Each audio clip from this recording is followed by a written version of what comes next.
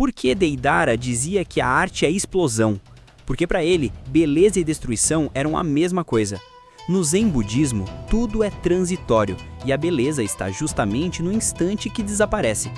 Deidara levava essa ideia ao extremo, criava para ver o fim. Ele queria provar que o auge da vida é o momento da morte, o instante em que tudo muda de forma. Só que enquanto um monge busca desapegar, ele se apegava à própria destruição. Por isso, sua arte é uma versão corrompida do Zen budista. Ele não aceitava o fim, tentava controlá-lo. Por que ele fugiu de Iwagakure? Porque lá não havia espaço para sua visão de mundo. O confucionismo ensina que a harmonia vem da disciplina e da ordem, mas Deidara via isso como prisão. Ele queria criar, não obedecer. Queria liberdade total, mesmo que isso significasse ser perseguido. Só que, como o taoísmo adverte, quem vai contra o fluxo natural acaba se destruindo. E foi o que aconteceu. Ele buscou ser livre, mas virou escravo do próprio ego. Por que ele entrou para a Akatsuki? Porque precisava de palco, e a Akatsuki oferecia isso: poder, visibilidade e um propósito. Ele se convenceu de que poderia usar o grupo como meio para provar sua arte. Mas o Bushido ensina que servir exige propósito honrado. Deidara serviu por vaidade, e por isso, mesmo entre criminosos, ele foi o mais solitário de todos. Por que a luta contra Gaara foi tão marcante? Porque ali, dois ideais opostos colidiram. Gaara representa o estoicismo, o domínio de si, a serenidade mesmo sob ataque. Deidara representa o caos criativo, a emoção bruta. O primeiro protege, o segundo destrói. A batalha é simbólica, é a razão contra o impulso.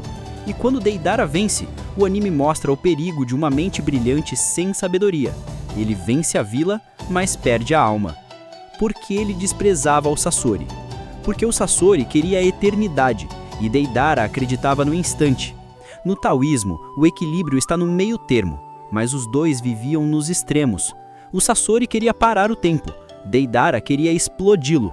Juntos eram o yin e yang da arte, permanência e impermanência, mas nenhum dos dois alcançou a harmonia verdadeira. Um se perdeu na rigidez, o outro na explosão. Porque ele odiava os Uchiha? Porque o Genjutsu dos Uchiha representava tudo o que ele negava, a ilusão. O budismo ensina que o mundo é uma ilusão, e o sábio aceita isso. Mas Deidara não aceitava. Ele queria que a arte fosse concreta, palpável, destrutiva. Por isso, ver o poder dos Uchiha, vencer sem tocar, enganar a percepção, o enfurecia. Era como se sua verdade fosse desmentida pela existência de outro tipo de beleza. Por que a luta contra o Sasuke foi tão polêmica? Porque ela expôs o desequilíbrio entre orgulho e sabedoria. Deidara tinha o talento, a técnica e a ousadia. Sasuke tinha o controle emocional e a leitura. O estoicismo ensina que o sábio vence porque domina as paixões. Deidara perdeu porque se deixou consumir por elas. A luta é quase filosófica. A arte sem razão cai diante da razão com propósito. Por que o C4 é o auge da sua genialidade e da sua loucura? Porque é uma arte invisível, destrói de dentro para fora, como o desejo descontrolado. No budismo, o sofrimento nasce daquilo que não vemos: o apego, o ego, o medo. O C4 é isso, a manifestação física de uma ideia espiritual distorcida. Ele criou a técnica perfeita para provar que a arte podia superar a vida, e morreu sem entender que nenhuma explosão substituía a paz. Por que ele precisava tanto ser admirado? Porque, como um artista incompreendido, ele buscava reconhecimento como quem busca a salvação. No confucionismo, o verdadeiro mestre não cria para si, mas para o mundo. Deidara criava para ser aplaudido. Era gênio, mas vazio. Precisava da validação do olhar alheio. E quando o silêncio vinha depois da explosão, o que restava era o eco da própria solidão. Porque ele representa o artista corrompido pela guerra. Porque sua arte perdeu a alma quando se tornou arma. No Bushido, a espada é a extensão do espírito e deve ser usada com honra. Deidara transformou a arte em violência. E é essa contradição que o torna tão humano, porque no fundo, ele só queria criar algo bonito num mundo feio. Porque o suicídio final dele é tão simbólico? Porque é a conclusão lógica da sua filosofia. Se a arte é explosão, o artista precisa explodir com ela. É o sacrifício supremo da vaidade. No budismo, o desapego leva à iluminação. Para Deidara, levou à autodestruição. Ele morreu acreditando que provava um ponto, mas ironicamente provou o oposto, que a obsessão nunca é arte, é apenas desespero. Porque muitos acham que o autor foi injusto com ele, porque o Deidara tinha profundidade para muito mais. O autor o tratou como vilão de apoio, mas havia material para explorá-lo como uma das mentes mais complexas da obra. Mostrar o passado, o mentor, ou até a primeira explosão teria dado camadas que o tornariam lendário. Às vezes parece que o autor criou um filósofo e usou como pirotécnico. Porque o Deidara inspira tantos criadores no mundo real? Porque ele representa a luta entre arte e ego. Todo artista quer ser lembrado, Mas o sábio entende que a verdadeira arte é servir ao mundo, não a si mesmo. É como no taoísmo, a flor não compete com a outra, apenas floresce. Deidara queria ser a única flor, e por isso se queimou no próprio brilho. Porque a arrogância dele é tão parecida com a do ser humano moderno.